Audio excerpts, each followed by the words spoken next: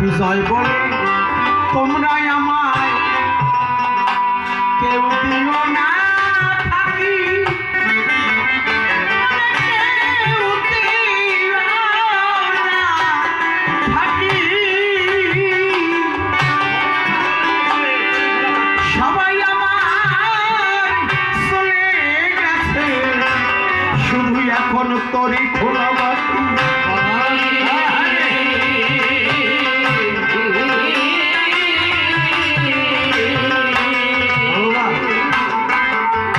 দেখতে দেখতে 60-62 হয়ে গেল।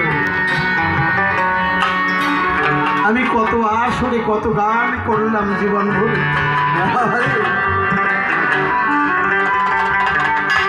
বয়স হিসাবে বলতে হয় আমার একটা পা নৌকায় উঠে গেছে, আর একটা পা তুলে দিলেই তো হয়ে যায়।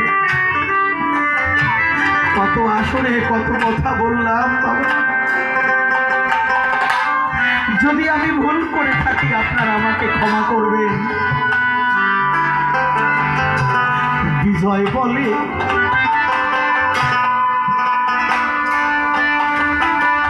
তোমরা আমায় কেউ দিও না থাকি।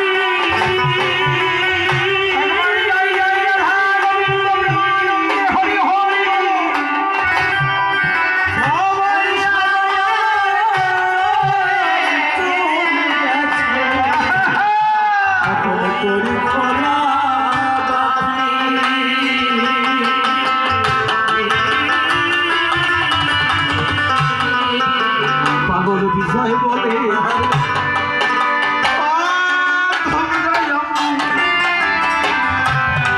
দিও না থাকি,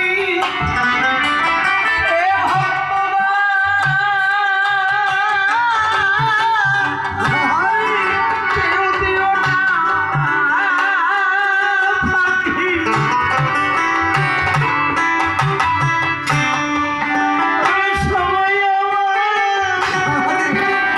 আমার সাথে যারা ছিল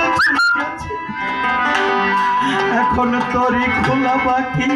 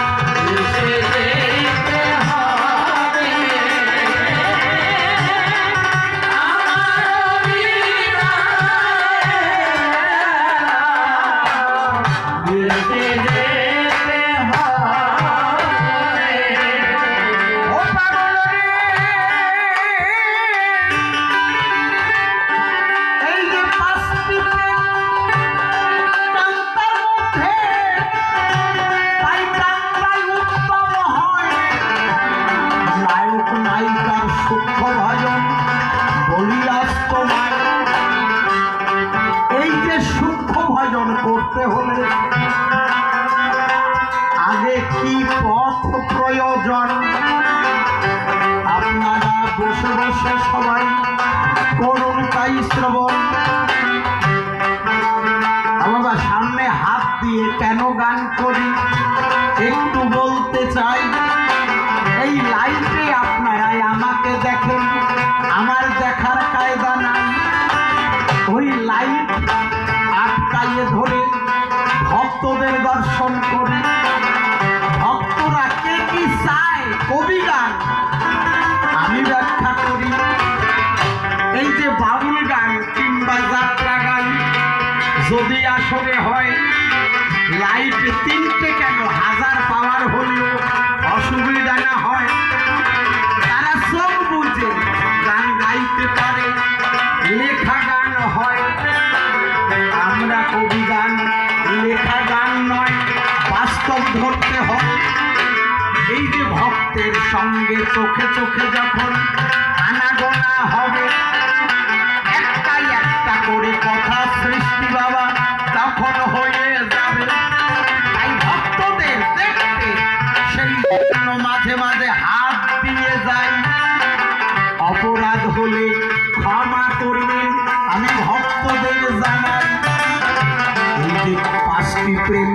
পূর্ণ গো, করতে হলে পরে আগে যেতে হবে হরি নামের মধ্যে। হরি নাম করতে করতে যখন ও পাগল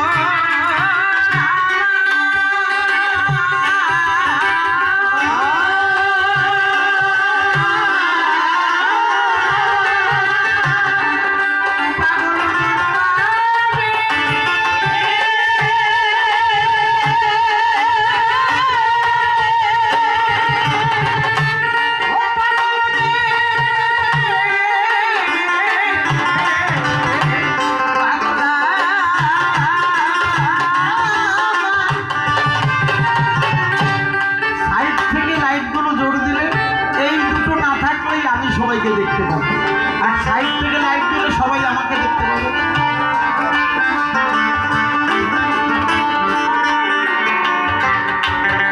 আমাকে প্রশ্ন রেখে যায় হরি নামে কি হয়? হরি নাম আগে করে কান্তার কাছে যেতে হয়। হরি নামে কি করে আপনারা শ্রবণ করুন। এই দেহটাকে তৈরি করে। হরিনামে এমন কিছু নাই যে হরিনামে হয় না। তাই মহাপ্রভু বলেছে হরের নাম হরের নাম হরের নামই কেবলম কলহু নাস্তে বনাস্তে ভগতি অন্যথা। কলিযুগে হরিনাম ছাড়া কোনো গতি নাই। এটা প্রচণ্ড সহজ পন্থা। ও বাবা সাইডের গুলো দিয়ে দাও, তাহলে সবাই আমাকে দেখতে পাবে।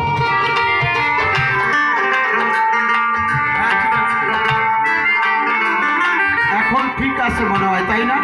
ঠিক আছে।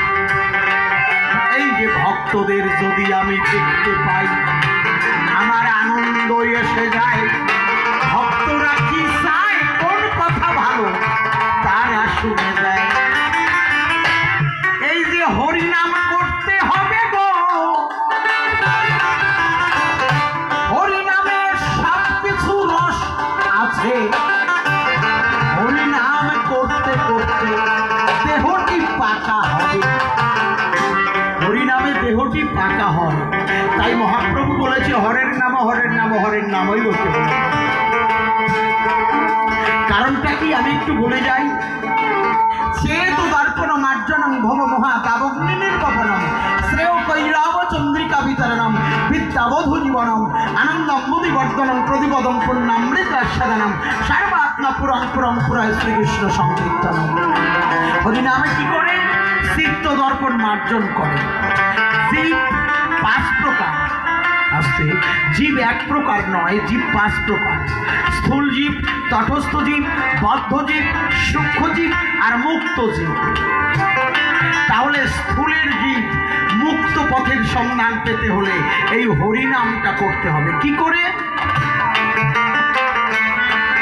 বাবা যেমন বালক বালিকা আয়না ধরে, আয়নার মধ্যে যখন নোংরা ধরে গ্লাসে জল ধরে আয়নার পরে দেয়, আয়নাটা ন্যাকড়া দিয়ে পরিষ্কার করলে মুখখানা দেখা যায়।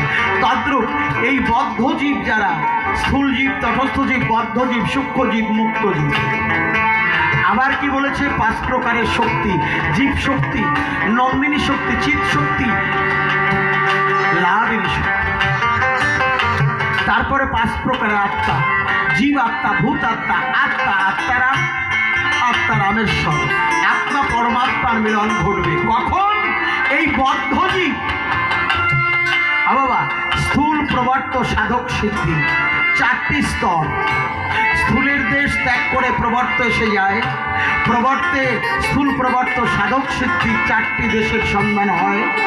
সাধকের দেশে যখন যাবে পরিআলোচনা, সেখানেও স্থূল প্রবর্ত সাধক সিদ্ধি পায় সুধীজনা।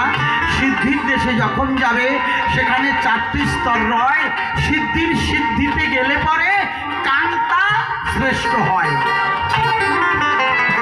সহজত নয়। তাহলে সেখানে যেতে হলে কি করতে হবে? হরিনাম। হরিনামের সাহায্যে চিত্ত দর্পণ মার্জন করতে হবে। গুরুর কাছে গেলে পরে কৃষ্ণ নামে সূক্ষ্ম বীজ ক্লিং সত্তা থেকে কৃষ্ণ